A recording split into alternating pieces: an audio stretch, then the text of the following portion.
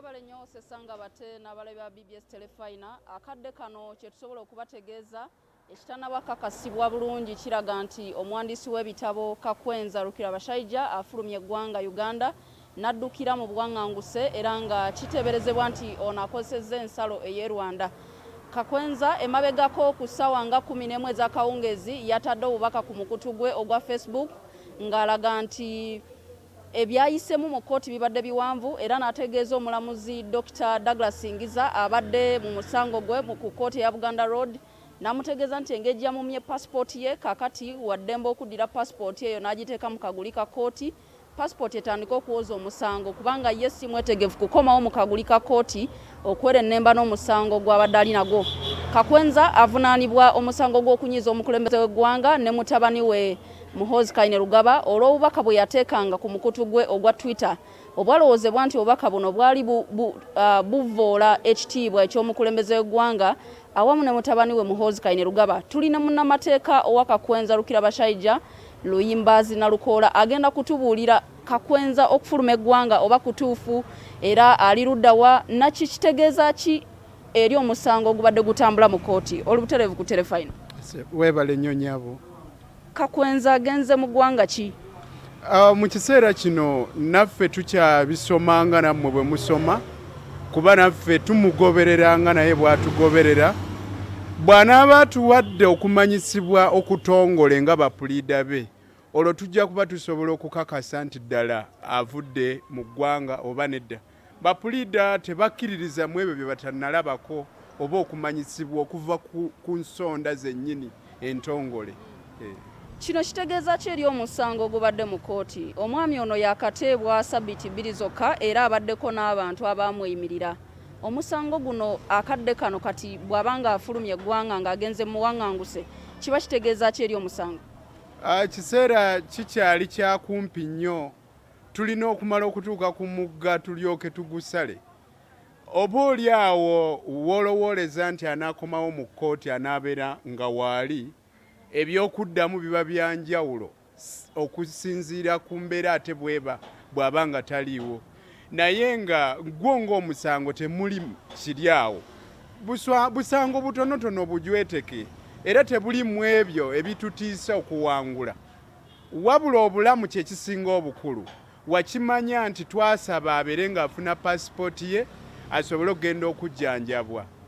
Naye ate pasipoti ye n'etamuweebwa. Ensonga ezo omulamuzi n'azikwata nga bwe yazikwata so nga ate ayita mu bulumi obw'amaanyi oluvannyuma lw'okubanga yatulugunyizibwa. Ebyo ebirabwako bitono nnyo kungulu. Kyannaku nti nabyo oba oli awo waliwo abatabiraba. Kubanga singa oli yali asobola obbiraba yalizudde nti ono asaana okutwala ajjanjabwe. Ekyokubiri afuna okutiisibwatiisibwa okuva eri bakwata mmundu. Kale obulamu bwe tebuli mu mbeera nnungi eyeeyagaza. Kale era bwe kibanga kituufu kye sinnakakasa era kiba tekinneewuunyisa kubanga alina okulaba ng'obulamu bwe busigalawo. Yakubwanga empiso yabeeranga mu mikono gy'abo abaamuwamba. Be bamutulugunyiza ate be bamuwa obujjanjabi. Bujjanjabi bwa ngeri ki? Buli omu ateekwa okwebuuza waliwo obwetaavu bw'okuba nga yeekennenyezebwa abasawo abakugu mu ngeri ey'enjawulo esukkako ya bulijjo. Ate pasipoti yeegaaniddwa ate ng'obulamu bwo bukulu okukuuma. Kakwenza ebiwundu twabiraba naawe oli munnamateeka we wabiraba naye tetusobola kutegeera kyennyini kiki kyabadde ayitamu. Ebintu ebyo ebiri emabega ku mugongo gwe biki bye baakozesa gwe abadde abagamba biki ddala ekyamukolebwako kuba era kkooti yamuteekako akakakulizo k'obutayogera naye kiki ekyo ekyamukolebwa obulumi kika ki bw'abadde ayitamu? Bintu bingi kubanga okutulugunyizibwa kye bayita tocha ebikozesebwa bingi n'ebyamukozesebwako bingi. Mulimu emisumaali, ziwaya, magalo. Omuntu atulugunyizibwa n'atuuka n'okuzirika. Kyo kinene nnyo teriyo yali kyagadde kibeere. Era kyandibadde nga bwetaavu bwa buli muntu yenna ayagala eddembe okubanga ayogera n'avaayo n'abeera eddoboozi lya Kakwenza. Kuba Kakwenza olwaleero bw'aba atulugunyiziddwa oyo bamumaze omutulugunya naye gwaddako. Eddembe lyo n'eddembe lyange lirina oluganda nti eryange bwe lirinnyirirwa eriryo litiisiddwa. naye ng'abatulugunya bo bakozesa buli kye basobola okukozesa omuli emisumaali, waya, magalo, embooko okukuba kwennyini lwakuba beewala okukuba omutwe ne feesi. Ekyo ne kireetera abantu abamu abataagala kulaba byawala okulowooza nti oba oli awo ali waddewaddeko ekitali kituufu. Olaba n'abamu musiga eddamuzi batandise okwewuunya nga bagamba nti bwe yaleetebwa bo baali balaba nga ateredde. Naye omuntu bw'akaaba n'akugamba ndi bubi osaanye okugenda mu maaso ozuule lwaki agamba nti ali bubi. Ng'obulamu bw'oli bugenda tosobola kunyumya nti olw'okubanga gundi yalagidde kino. Ateekwa okulwanirira obulamu bwe. Nga nange bw'otasobola kulumba beewange ne bw'oba ng'oli jjenno gwe bayitaani nteekwa okukola kyonna kye nsobola okwerwanako.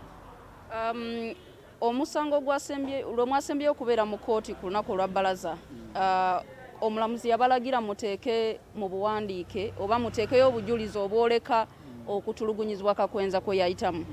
Twagala okumanya mwafunye abakugu abeekenneenya okulaba bye yayitamu nti biri kye twalise documented okubyongerayo mu bujulizi mu kooti ku musango gw'okutulugunya. Ajjanjabwa abasawo era n'obujulizi bw'ayagala omulamuzi oyo ffe kye tulowooza nti kyali tekyetaagisa. Kuba bw'oba okola obwenkanya tolina kugenda mu technicalities okusinziira ku circumstances embeera z'omusango bwe guba gufaanana. Waliwo awamu w'otasobola kudda mu technicalities mu bukwakkulizo mu bukodyokodyo bw'amateeka. Naye twazzeemu ne tusaba era twakozesezza ebirayiro era n'ebintu ebirala tukyabireeta era abadde ajjanjabwa abasawo eddwaliro wajjanjabibwa tetulyogera olw'embeera eyo yamutuusibwako. Naye ebyo byonna ebiraga okutulugunyizibwa n'okwekenneenya okwakoleddwa mu kusooka byonna tubirina. Era we yasinziira okugamba nti yali asaana agenda ajjanjabirweko ebweru. Kimanyikiddwa nti mu ggwanga lino temulimu malwaliro gajjanjaba bantu kuwona. Kyova olabanga n'abakungu ba wano bangi babatwala ebweru gye bafiira mu malwaliro gaayo kubanga gavumenti ya wano tennasobola kuteeka bujjanjabi bumala eri bannansi. Kanso nga tuwumbawumba Kakwenza okufulumako okugenda mu Buwaŋŋanguse si yasoose. Ekintu kino kiba kiraga ki eri abalwanizi b'eddembe ly'obuntu naddala ebiseera bya Uganda eby'omu maaso? Buno bwe bumu ku bubonero obulaga okulinnyirira eddembe ly'obuntu nga ligenze ku leve nnene nnyo. Era bwe bumu ku bubonero obwolesa gavumenti ey'enkanu ey'abamusibira mu bbwa. Ebiseera ebya Idi Amin abantu baddukanga mu ggwanga lino ne mu biseera bya Kawenkene Obote baddukanga mu ggwanga lino olw'okuba baalinga tebakkirizibwa kwogera bigambo ebyo ababa batudde mu buyinza bye bataagala kuwulira. Era n'akaakano ye baana baliwo abantu okubatwala mu nkola eya pandagaali okubuzibwawo okutulugunyizibwa. Teri yayinza kukkiriza kubanga atulugunyizibwa naddala okwo okumalawo obulamu. Era ebyo bikolebwa nnyo abasibira mu bbwa abataagala kuwulira maloboozi gawakanya byabwe ate nga tebalina bugumiikiriza buleka amateeka ne gakola. Kuba ggwe bw'oba ogamba nti waliwo eyalinyiridde eddembe lyo nga yakwogeddeko oba yakutyobodde oba yakukakkanyiza bwe kibanga kimenya amateeka, lwaki omuntu oyo tomukwata n'omuzza mu maaso g'omulamuzi n'oleeta n'obujulizi obulaga butya bwe baalinyiridde eddembe lyo butya bwe bakukakkanyiza? Kale nno ebyo bikolwa byabo abatagumiikiriza, abatiitiizi, abanafu, bannakyemalira, abasibira mu bbwa. Kanso toyanzege. Kakwenza Lukirabashaija nga bwe nkutegeezezza ebiriwo kiteeberezebwa nti akosezza ensalo ey'e Rwanda n'agenda mu nsi etannaba kukakasibwa naye nga eri mu ssemazinga wa Europe. Kinajjukirwa nti Kakwenza bwe yamala okukwatibwa mu mwezi ogwa Desemba 2021, Stella Nyanzi era omulwanizi w'eddembe ly'obuntu yadduka bunnambiro mu ggwanga naye n'agenda mu Buwaŋŋanguse. N'abantu abalala bazze bafuluma eggwanga lino olw'okubanga kigambibwa nti bayiganyizibwa awamu n'okwogera ebyo ebitasanyusa abakulu. Nze Carlton Scovia Nakamya kankomewo gy'olisesanga bate. Webale nnyo Carlton Scovia Nakamya nga bwakutegeeza Dr. Stella Nyanzi naye yagenda oluvannyuma lw'okunyiiza omukulembeze w'eggwanga ne mutabani we ko mukyala we ng'ayita ku mutimbagano ate nga ne Spire Ssentongo naye kigambibwa nti eggwanga yalifuluma dda ng'ono ebiseera bingi yazze afulumya obubaka n'okusingira ddala ku ngeri entambuza y'emirimu gy'etambulamu ng'ayita mu bufaananyi obutonotono obwo bwe bayita akatuuni. N'abawagizi ba National Unity Platform alala bangi nnyo abadduka mu ggwanga abamu bali mawanga agatuliraanye bwe kigambibwa ate abalala abagenda mu mawanga gye basobola okugira nga beewogomako. Tuzimma amazzi tudde ku